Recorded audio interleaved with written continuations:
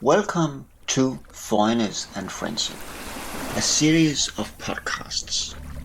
We present a number of bonus tracks connected to our radio show on Tremella Radio. You can listen to conversations with artists and activists, reports from festivals and other larger events, essays, reviews, poetry, and letters.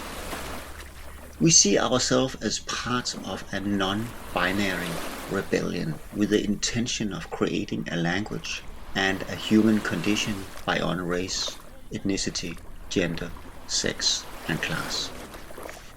Tear down these walls, dismantle the statues of power, and meet the other with an open spirit. In this bonus track, we are having a conversation with the Russian-American poet Ilya Bernstein and his Danish translator Mie Mortensen. We met them in Det Poetiske Bureau on October 23rd, 2021, during his stay in Copenhagen, where he was presenting the Danish version of his poetry and prose. The conversation was originally aired on Tremella Radio November 9th, 2021. Good afternoon. We are in Det Poetiske Bureau på Nørrebro, and we are meeting with Ilya Bernstein, which is from New York City, and he just published a book in Danish, or a translation of his poetry and prose in Danish. The book is called BÅDE OG, and can be bought from the Poetiske Bureau for 150 crowns. I will now give the word to Ilya and ask him to present himself, and then we'll have a conversation about his books and maybe also translation and poetry in general. So please, if you can introduce yourself or present yourself as you would like to be understood. My name is Ilya Bernstein. I'm a poet and translator, or I should rather say I write poems and sometimes prose, and once in a while I translate. I do literary translations, and I also have experience translating because I translate for money, but that is not very relevant. Should I talk a little bit about the book, or just about myself? You can talk, if you want to say more about yourself, you're welcome to that, but then after, I think we could talk about the books. Yeah. That's, both of the books actually. One is in Danish, but the other one is, or part of the Danish translation is also here in an English version. English, yeah, and it's published in Stockholm, oddly enough. Yeah, I saw that. Yeah, I was going to ask about I know somebody in Stockholm, so somehow I found the Scandinavian connection. I live in New York. I have been living in New York for many years, and very many years, too many years. So a lot of that is in my writing, I guess. And the Danish, the book published in Danish is, in Danish translation, is several different texts written over a number of years. Some prose, poetic prose maybe, and some poetry, but close prosaic poetry, so something in between, and one short story, which is just a short story. That's what the book consists of. So because the English book we have here is called Distances and Sounds. Yeah. And that is translated as part of this Danish translation. Eh? Yeah. And Distances and Sounds are what probably people would conceive as poetry. Yeah. And in connection with that collection of poems, you have had a cooperation with Yael Akker, I understand, who is a flutist from New York also, but who lives in Copenhagen. But could you talk a little bit about that cooperation?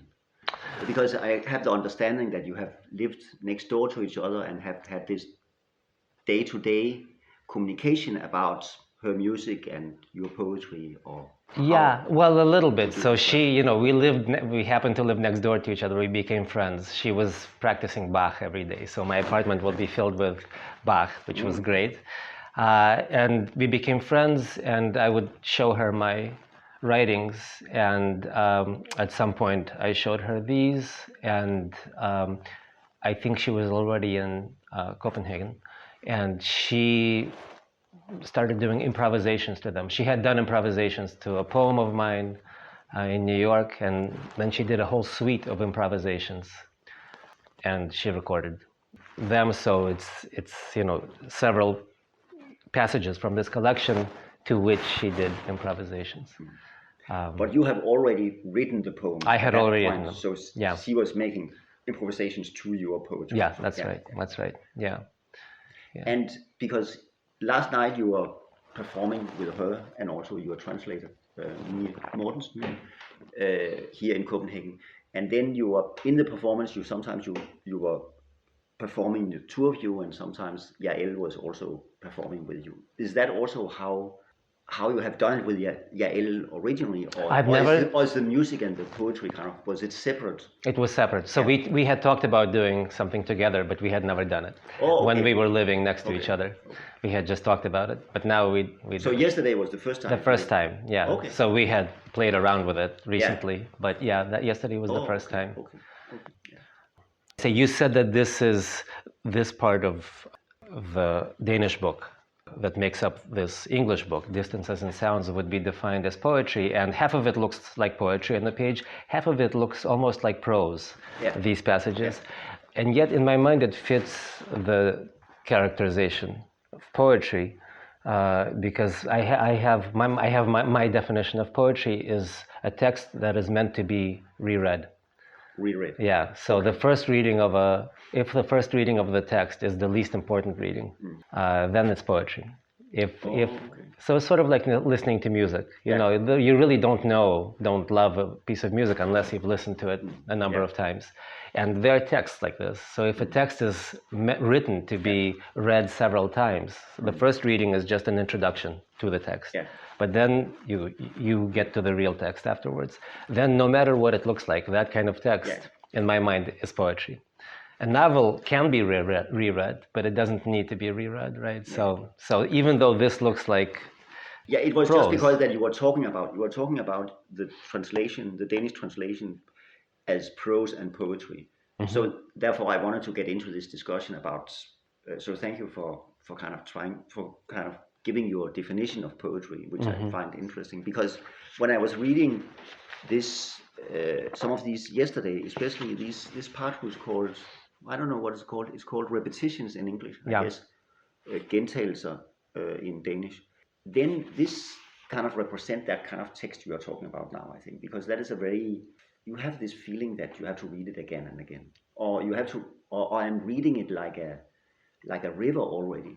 Almost like a river where the water is flowing, and I was thinking about, do I read the sound, or do I read the words? Mm-hmm. And because I was not really reading the words as I would read a prose text of words, where I will look for a story or something like that. Mm-hmm. Mm-hmm. So maybe this is also poetry in your in my mind, this text, for some reason I thought of it as alchemical prose. Okay. Because I do some combining there, and hopefully something, golden comes out, or maybe not. But I do think of that as prose, because I think there's a meaning there that you do get on the first reading. That is, you can always reread, and you're welcome to reread. But when we are talking about alchemy, then the first thing that pops into somebody's mind is that the alchemy is about a search for something. It's about getting deeper into something. So is this also connected to how you understand poetry or writing?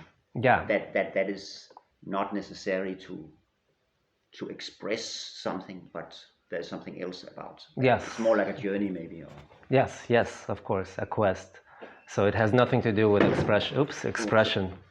In my mind. So it's actually, I've become, in recent years, I've become very conscious of this, that I have there's some kind of search in my mind for something that has not even to do with writing or with language. And sometimes language and literature crosses the path of this. search, and then I start enacting this search in using words, and something comes out.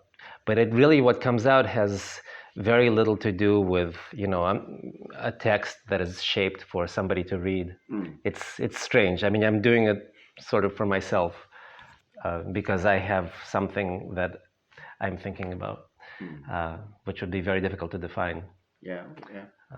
I noticed that there's a lot of walking in the text. It's about walking, and it's also seemed to be done by walking. And then there's also a lot of water, especially the ocean. Actually, the ocean seem to always be there, or some kind of horizon, or some kind of watery, or some kind of liquid. Maybe it's liquid. Maybe it's not the ocean, but yeah. So there's the first time I read it, I think it's the ocean. But so there's two different liquids, two different bodies of water. So in the first text, the one that's called Repetitions in English, it's the Hudson River. It's an estuary. So it's a river, but it's an estuary. It's on the way to the ocean. In the second text, there's walking by the ocean itself. So those are two different bodies of water. They have two different but I'm just thinking that the way you talk about writing and language and poetry is that then it almost become natural or necessary that you have these elements of water and liquid, because the water and liquid has the same kind of maybe a little bit like an openness for reflection and existence, then which seems to be almost parallel to your way of talking about poetry. So I was thinking that it's, of course, you cannot say it's not deliberately that you have intersected words like ocean or in your text, but it seems like it's part of the equation that you are working with. Also, the first text is about repetition, doing the same thing over and over again. I was recently thinking that, when we live the way we live our lives, everybody, we have two different lives. One is our interior life, which is a landscape inside our mind. It's somehow, it's thoughts, it's invisible, it's dark. The geography is difficult to ascertain. And the other life is what comes from outside, all around us. But when we go through repetitive actions and routines, and when our life on the outside becomes very repetitive, this interior space, the life that's on the inside, expands to the outside and encompasses that part of the outside world, which is very, very familiar to us, because it's so much part of our daily lives. It's basically a part of our mind already. So then if you live in a very familiar and walk in a very familiar environment and are on the water in a very familiar environment, that environment to you becomes more like the environment inside your mind. And so you're no longer looking at a building like that building as a building, but you're seeing some kind of symbolic value in it, just like you do in everything that's in your mind. In your mind, you relate to things symbolically, really. So a piece of the outside world becomes, you treat it as if it was inside you. And the person is not really a person, a person you know really well. You don't treat like another. You treat them as, in a way, a part of yourself. And being on the water, when water becomes very familiar and a part of your repetitive life, then this symbolic way of thinking spreads to the water. And water is very rich for this kind of thinking because it's abstract. It's naturally abstract, right? But I mean, there's also, if we're talking about the ocean, then there's so much space there, and there's so much imagination, and so much room for whatever might have to be there. So maybe it's also it's kind of there's some kind of in the symbolism of water. There's a lot of space. Almost too much. I mean, the ocean is it's a big thing. So. But I find it interesting that you had this idea of kind of a mutual reflection between the inner kind of symbolism and the outer symbolism that is connecting to each other, or how should I understand? I just mean you start thinking, if you're in an environment that's very familiar to you, it doesn't have to be the ocean, it can be anything. Yeah. You start interacting with it as you do with things in your own mind. That's all I meant. Which is very different from the way you interact with, Oh, you mean because then it is kind of a reflective or mirroring activity who goes on that I know I react on something that I know, because it kind of confirms me, or it makes me more of what I already am. Yeah, I don't know. I mean, I just think that your mind spills over onto the outside world. It becomes, and your perception changes, because if you're perceiving something new and for the first time, you perceive it in a certain way. But if you perceive something that you've perceived many times before, your perception is already, it's not doing what it was designed to do somehow. It's doing something else. It's doing more like what your thoughts do with ideas that you're... Yeah, they continue what they are already doing, so to speak. Yeah. Unless they for some reason are broken down by shock effects. Yes. Something. I mean, if you find yourself in a totally different context, then it can be hard to get something that resembles what is already inside you. Yeah, like right now I've been traveling in Europe for 2 months, and it's all new, and it's interesting, but it's not my interiority out there. But what goes on because this process you're talking about inside and outside is still going on, no matter where you are. The inside shrinks. But okay, the shrinks. Yeah, because when there's a lot of new impressions, like I've been walking around Copenhagen all day, these impressions come inside and they kind of invade your inner space, and I'm no longer thinking about my own, I become an I. Or then you're thinking about actually what comes in. Yeah, I'm just taking it in. Yeah, and then something will happen, maybe. Hopefully, at some point. Or you just ignore it and then you'll go back. Or I just fall in love with, the city looks beautiful and the light is beautiful and this is great, so... Yeah, okay, because you mean that I need to, if I'm a place where I don't really understand what goes on, then I need to try to understand it, because that is my existence. I can't be anywhere without grounding myself some way or another. So therefore I'm forced to take it in somehow. It's not even understanding. It's just that if you've seen it many times, then automatically I think your mind processes it differently. And if you've only seen it once, even if you understand it, I mean, I understand what's going on, but it's just, it looks, everything looks different. And then you will take it in, and then it will be a new impression, or a different it'll be a new impression than the one you had if you were and then in New York. And then I'll come to Copenhagen again in a little while, and then it'll be that'll be a second layer, so that'll be a different impression. So I'm interested in these ideas of what happens the first time and what happens the second time you do something, and what happens the third time. I've always been interested in this, because that is also the repetition, of course. Then you're repeating or circulating. Yeah, and it's the essence. Experience. It's the essence of poetry, right? Verse. The word verse means return. Yeah. Then this is a translation, the book, which is, and maybe I also wanted to get you to talk more translation, but maybe we should ask Mie about translation. I would like to ask you to introduce yourself, because by now we only know your name. Okay. My name is Mie Mortensen, and I'm Danish, but I've lived in New York for about 7 years. I was enrolled in a PhD program, still am formally, although it's currently complicated. And next to my studies, which were in Russian literature and culture, I was also involved with a sort of community of artists upstate doing different types of community art. At some point, actually several, but mainly one person around Ilya and I made the connection that both he and I were attached to the Slavic department at Columbia University somehow, or at least attached to Russian language and literature, and to this art community also, and that we should get to know each other. So we were introduced via email by a friend about 2 years ago. And so I went up to visit Ilya in his apartment, and we went to kayak on the river a few weeks later.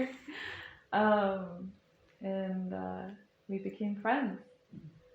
And I asked if I could read something he'd written, and he sent me repetitions.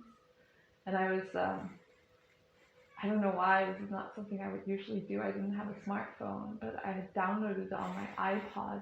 And I was reading the text on my iPod on the subway going up and down Manhattan in this, like, strange way. That it's not a way that I usually read. I don't know why I was doing this. But it seemed somehow fitting, and I became really interested in this text because, as you may have noticed, it's very engaging. And I started translating it just because I wanted to spend time with it. I had no purpose or plans for my translation other than... So you simply just started translating? Yeah, or maybe because I didn't want to write my dissertation. Without discussing it with him? But I think did I ask you? I don't know. I don't remember. Okay, but you started because you were kind of I was interested interested, and I wanted something else to write than a dissertation. And so I was going to go back to Copenhagen for a week in late February 2020 to work on a project with one of our common friends, actually, who's made the cover for the book. And I was going to go back to New York on March 8th. And then I said, if this pandemic thing comes to America, it's going to be really bad. Then I don't want to go back. And so I delayed my flight by 2 weeks, and then I got stuck here. I couldn't go back. So then I've been here ever since, and I'm still formally enrolled in the PhD program.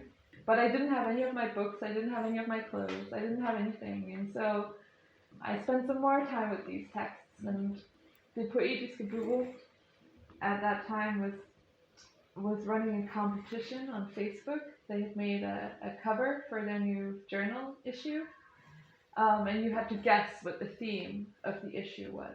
And I think it was purely coincidental. I logged on Facebook right in that moment, and it was literally the second that happened, and it was so clearly the plague.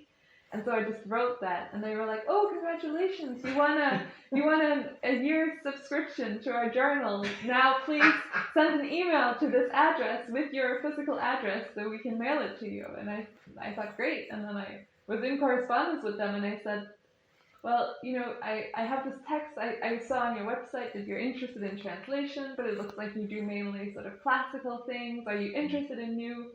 And they said, yeah, send it along. And so I sent them I think I translated maybe a third or half of repetitions, and they said, "Oh, this looks really interesting, let's make a book." So then suddenly I was going to make a book, and then a lot of the time when I didn't have I spent a lot of the first lockdown with these texts, and then Ilya and I went on to try to figure out what else we should translate, because repetitions is not quite enough for a book. And so we were thinking about what would make sense. Can you talk a little bit about how has it been to translate, or what are your thoughts about translating this? I think there's essentially four very different texts, and I think for repetitions, it's a very different.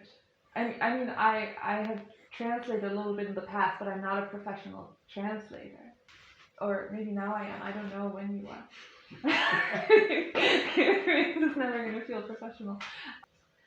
I think with repetitions, it's like there's a certain pace, and there's a certain rhythm, and like a very interesting combination of playfulness and seriousness that is really important to try to get through. But I think it's maybe you can say stylistically also quite difficult to translate, because you had to make some choices that were simultaneously like quite humorous and quite archaic. And I think sometimes I was actually like a little hesitant about the actual meaning, and I would email Ilya. And as for distances and sounds, especially the first part, I was not initially as like riveted by the text as I was with repetitions. It took a while, and it took reading it many times. And then I became totally absorbed in this text, and it takes place by the sea, and I was staying with my parents in Nordsjælland, so I was close, I would bike out to Hørsholm, and I would sit by the sea, and we would have conversations about the Danish seagulls.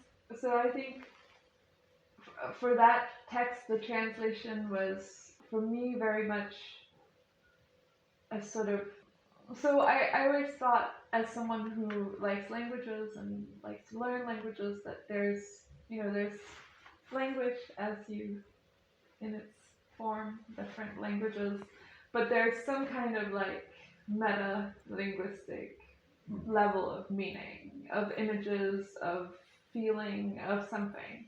And what you do when you translate is that you try to be aware of this level and pull it down into another language, right?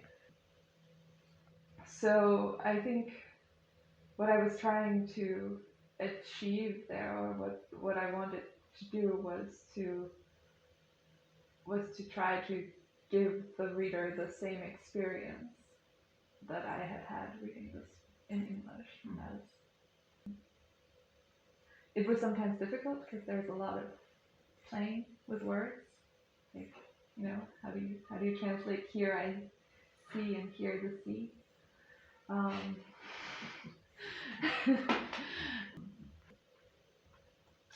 And the short story was that was straight up like style, very classical, like that was not so difficult.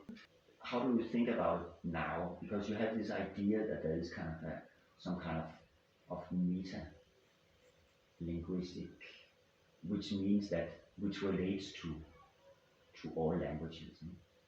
So then you can kind of transfer that from language to language. Well, not directly from language to language, but through this. Yeah, through this. But is that also how you think about it now, or do you have something happen through this about your idea about translation? I think maybe what happens is that I've realized also that you need to go through the translation process of conveying right from one language to another, but then once you have your draft of the translation, you need to remove yourself from the original in order to try to like work with your translation and not be too, because I found that my Danish started dissolving a little bit, like it became slippery, like I had the original text so much in my head, and I couldn't step away from it, and so I couldn't hear what was right and wrong and so good it was and difficult bad to figure out how would that be in Danish. Yes, sometimes. Yeah. And I think it's important also to then remove yourself a little bit from the original text to try to look at your translation, and I think that was one thing that I learned. Because sometimes when I think about translations, or if I read translations, then I'm thinking that because of course it's about transferring something that is written to something else from one language to another.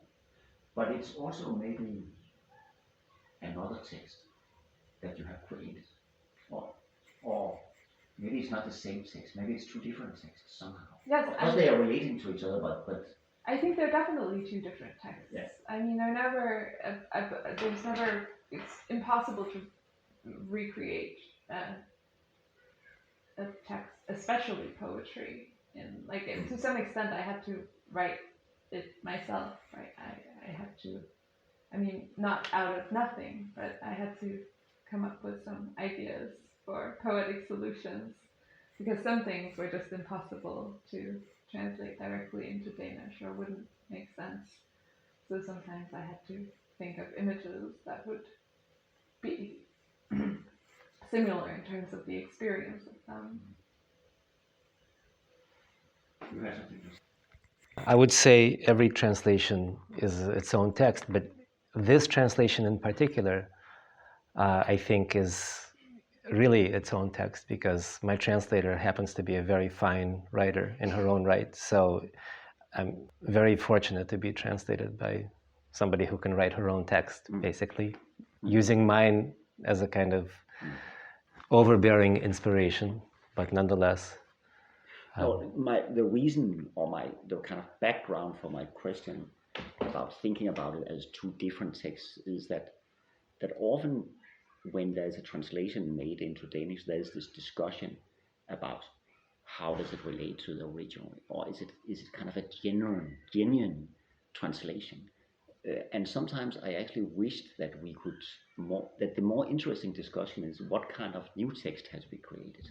And of course, there's a relationship between the two, but maybe it's not such a simplistic relationship, or maybe it's not a transcription, because sometimes you have translators discussing it almost like a transcription. But maybe it's more healthy to think about it as another text, which has its own life maybe and its own also meaning. But of course, there's a motive for the translation. Yeah. Of course. Yeah, so in this case, I mean, I can imagine I've translated people who are, long dead. So you take the text and you work with the text. But in this case, we're friends and we communicated very closely over this. So there was no question of, Mie had an open window into the text. So she could ask me any question about the text. So that's a different kind of relationship to the text. And then I had, it was not a fully open window because I don't speak Danish, but I can understand what things look like. So, I would... But does that mean that you have also been discussing things which is not literary in the text, but it's your relationship to the text maybe? Yeah. Or your very much intention with it. Very much so. In fact, this Distances and Sounds is this strange prose poem in two parts. And the first part, which is by the ocean, which Mie was just talking about, is poetic and full of linguistic constructions which are difficult to render in a foreign language. The second part is devoid of style. It's just me wandering around my neighborhood in New York City. And the most important aspect of this part for me was my attitude toward it, not the actual shaping of the words. The shaping of the words was irrelevant really in this part of the text. So there I had to, we had to talk about my attitude toward the text, which is difficult to convey, but it's a strange text to translate. It was a strange text to write. But it's also a strange text to translate because the actual material substance of it is less important than the attitude toward it that I wish to convey. You're talking about the way, because you have an intention with this text, how I had to receive it, or how I had to give it, how I wanted to give it. So in that way, it's a little bit like a performative text. A little, in a strange way, but it's not. I wasn't really thinking about anybody reading it, but how I wanted to give it. It was my relation to the writing, and I thought it was very important to describe to me exactly what my relation to it was, so she could have the same relation to the Danish text that she was coming up with. And my relation was that the actual words in this particular text are not that important. I'm doing something else here. And what exactly I'm doing was, somewhat difficult to convey, but that was, so there. So it's almost like making a stage performance somehow. Maybe. Or kind of, because then there's another actor who has to Yeah, to that's work true. with. That's or, true. That's no, true. I just because In the it's- performance, it's- you're thinking of an audience. Yeah, but I'm not. And I we're wasn't not talking thinking- about an audience. Yeah. We're talking about your relationship to the Yeah, material. Yeah. So for something that needed to happen in my mind, I, for some reason, needed to put myself in this relation to the text. Okay. And yeah. But that's an interesting way of translating also, I think. I mean, because that is a very different kind of, because then you are translating something else than you would usually translate. Yeah, it's like translating, like we were saying before, you can translate for the sound or you can translate for the meaning, and here you're translating for yet another thing. Yeah, and of course you have the discussion I was referring to earlier about different ways of translating also had the understated meaning that of course you can translate in indefinite ways or indefinite perspectives, because it's a matter of your approach to the text or the translation. Well, I also wanted to say, so this is on a different topic, but so the first text in this book is called Repetitions. Actually, it was originally called Repetition, but as your listeners will know, there already is a very wonderful and famous text called Repetition by a Danish author. Happens to be by a Danish author. So my text is not a reference to that text, but of course I was aware of this other text, I knew it. And so at some point I changed the name to Repetitions to make it a little bit different. But then it's just, there's something ironic and wonderful about the fact that this text is translated of all languages into Danish. And so, right? Of course, that is, of course, like that is something for the ones who know that. Who know that. Yeah, but that is also, it's good to put things out for somebody who can understand it. And the title of the collection, of course, also plays on that. On that fact. On another Danish title. Yeah. Of course. Yeah. Is there something else you want to talk about? I think someone who hasn't formally translated a lot, it was a great privilege to have this direct connection. You know, I was always a little hesitant to translate because I think it's an important job, and you can easily make a lot of mistakes and you can confuse a whole lot of people. Like, you have a big responsibility. So I think it's been interesting. I think that the book is also a product of a relationship, a friendship, and like a lot of funny connections between different places and people. So I think it is more than a translation. Thank you very much to both of you for this conversation. Thank you. Thank you.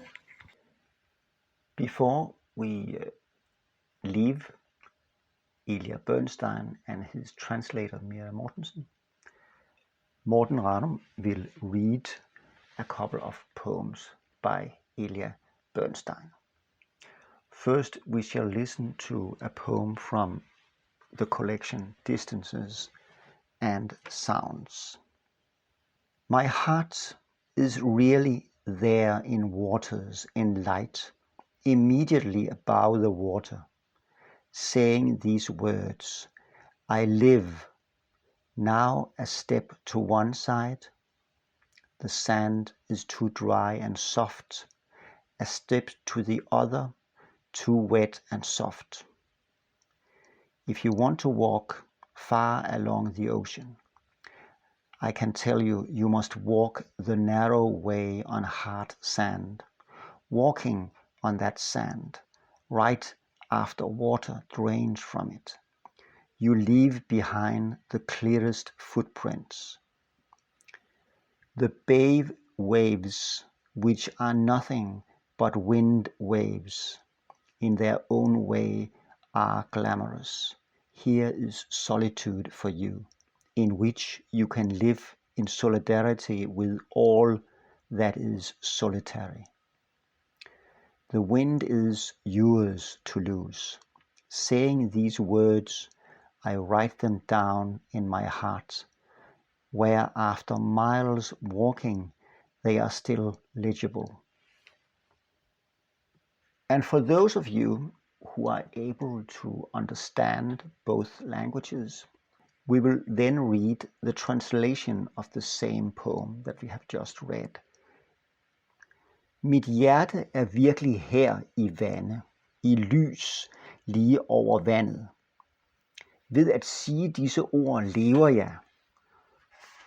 Først et skridt til en side. Sandet er for tørt og blødt, så et skridt til den anden, for vådt og blødt. Hvis du gerne vil gå langs havet, kan jeg sige dig, at du må gå den smalle vej på hårdt sand. Ved at gå på det sand, lige efter vandet, drænes fra det, efterlader du dig de dybeste fodspor. Bugtende våger, som er intet andet end vindens våger, og deres egen facon glamourøse. Her har du ensomheden, hvor du kan solidarisere med alt det isolerede. Vinden ligger lige for. Ved at sige disse ord, skriver jeg dem ned i mit hjerte, hvor de kan læses selv efter mange mils gang. To conclude, we will also read just one poem from the string of prose poetry called repetitions. In Danish they are called gentagelser. Jeg var på vej ned ad Broadway, da jeg kom med følgende erklæring. Ord sagt en gang glemmes gradvist og forsvinder for altid. Men ord sagt 2 gange efterlader et sår, hvorfra arkaisk blod flyder og aldrig tørrer ud. Disse ord kom ud af min mund som en kendsgerning og nåede mine ører i form af et digt. Havde vinden på Broadway mon på mystisk vis flyttet rundt på dem i løbet af deres rejse fra min mund til mine ører? Eller havde de skudt genvej mellem knoglerne i mit hoved for at nå mine ører uden nogensinde at forlade min krop? Jeg gik videre og drøftede disse spørgsmål med mig selv, da jeg hørte en stemme ved mit højre øre, som sagde, dine ord rejste langs begge veje, både gennem luften og gennem dine knogler, og de nåede dine ører 2 gange, først direkte indefra og derefter ad en omvej udefra med en forsinkelse, som minder om den, der opstår mellem lyn og torden. De var bestemt blot en kendsgerning, da du hørte dem første gang. Men hvordan kan du have været andet end et digt, da du hørte dem anden gang? Øjeblikket mellem første og anden gang du hørte dem, må have været ganske kort, men i det øjeblik blev mænd født og gik bort, kongeriger opstod og faldt, stjerner blev skabt og tilintetgjort. Meget kan ske i den tid, det tager ord at rejse fra mund til øre gennem luften, for at indhente de ord, som foretager samme rejse gennem knoglerne.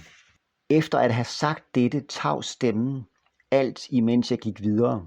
De 2 stier, der kom ud af min mund, den ene gennem mit hoved og den anden gennem luften ved siden af mit hoved, mødtes igen i mit øre, hvorved de dannede en cirkel, og denne cirkel forekommer at rumme hele mit liv.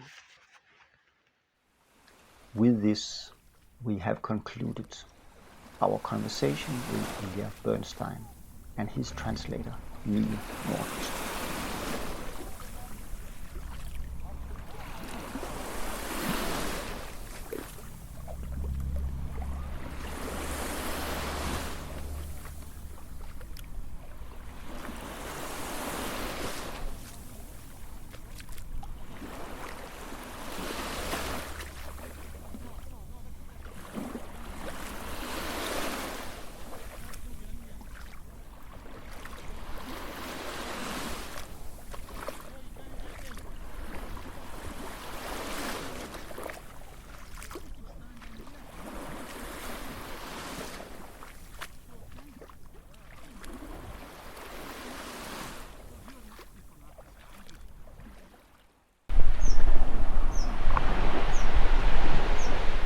You have listened to a bonus track by Foreignness and Friendship. If you have built up an appetite for more, then you can follow us on thewhiteafricanblogspot.com and walk in our footsteps by stepping into In My Footstep WordPress.com.